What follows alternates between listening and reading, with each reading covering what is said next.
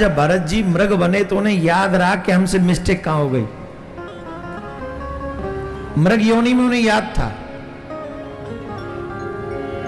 फिर भगवान से प्रार्थना की, दूसरा जन्म निकल गया।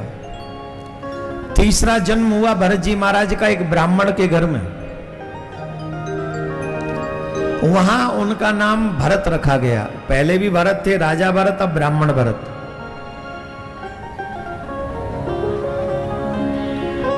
यहां भी इनका नाम भरत रखा गया। और अब इनके पिताजी इनको सिखाते थे, कुछ बोलो, कुछ मंत्र पढ़ो, कुछ मंत्र पढ़ो, कुछ सीखो। ये जानते सब कुछ थे, पर जानने के बावजूद भी बोलते नहीं थे। बोलते क्यों नहीं थे? बोलते इसलिए नहीं थे कि अगर बोलेंगे तो ये और याद कराएंगे, ये और याद कराएंगे तो फिर जजमानों के यहां भेजेंगे, जजमानों के यहां भेजेंगे तो वहां से दक्षिणा आएगी, दक्षिणा आएगी तो फिर ये कहेंगे ब्याह कर ले, और ब्याह कर दिया तो फिर वही फंस जाएंगे चक्कर में। इसलिए कुछ बोलना ही नहीं। वो कहते थे ओम भू भुवः स्वः, गायत्री बोलो। 6 महीने तक एक ही चीज बोलते रहे, ओम भू भू भू भू भू, ओम भू भू, कोई आगे गए ही नहीं। पिताजी थक हार के कहने लगे तू तो जड़ है। ऐसा नहीं था, जानते जानते सब थे, पर चक्कर में फंस जाएंगे इसलिए बोला ही नहीं। चक्कर में नहीं फंसना।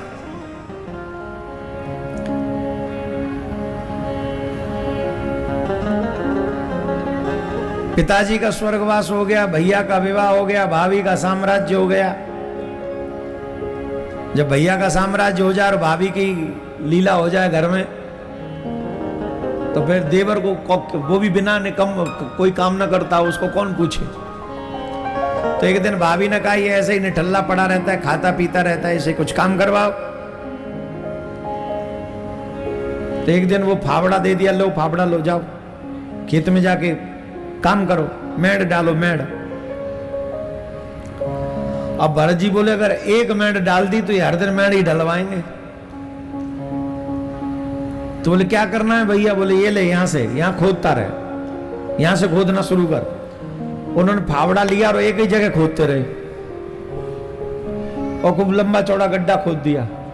भैया शाम को आए, भाई काम किया? बोले हाँ किया। बोले क्या? बोले ये देखो।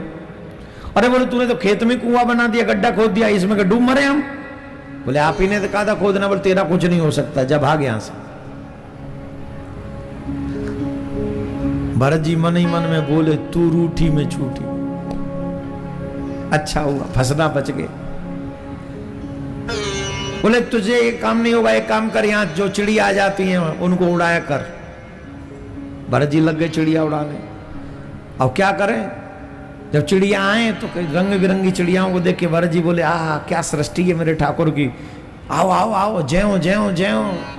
अच्छा किसान लोग तो जानते ही होंगे, पक्षियों को उड़ाया जाता है जिससे बीज खराब न करें, फसल खराब न करें। ये बुलाते थे राम जी की चिड़िया, राम जी का खेत, खाओरी चिड़ैया भर भर पेट। कहीं जाने की जरूरत नहीं है, भर भर के पेट भरो, कोई टेंशन नहीं।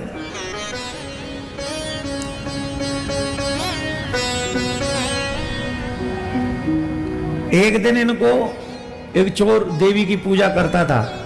उसने सोचा कि अब देवी को बलि चढ़ानी है, और बलि भी ऐसी चढ़ानी है जिससे देवी प्रसन्न हो जाए, हष्ट पुष्ट। इन्हीं को खेत पे से उसके व्यक्ति पकड़ के ले गए। इन्होंने मना भी नहीं किया, बोले ले चलो, क्या पता ठाकुर जी ऐसे लीला पूरी करवाना चाहते होंगे, ले चलो। जब देवी ने देखा कि ये तो भगवान के भक्त हैं, देखो वो जो डाकू था वो देवी की पूजा करता था, बलि किस लिए चढ़ा रहा है?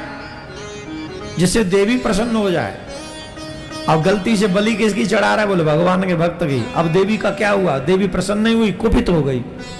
जो तलवार थी ना वो लेके उसी के हाथ से छीना, देवी की मूर्ति में से देवी प्रकट हो गई, और जो बलि चढ़ा रहा था उसी की बलि ले ली। तो यहां एक बात और सिद्ध हो गई, ये समझ लो जो भगवान के भक्त होते हैं उन्हीं की रक्षा करने के लिए देवी देवता सब लग जाते हैं।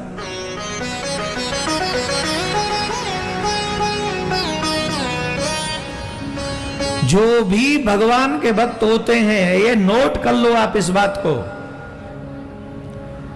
जा पर कृपा राम की होई, ता पर कृपा करें सबको। जो भगवान राम के भक्त हैं, भगवान श्याम सुंदर के भक्त हैं, उनके ऊपर सब देवी देवता कृपा करते हैं। इसलिए भगवान के बनो, संसार के बन के किसी के हाथ में कुछ नहीं आया है। जो जो भगवान के बन गए हैं, हाथ उन्हीं का सही रहा, उन्हीं के पल्ले पड़े हैं सब चीजें।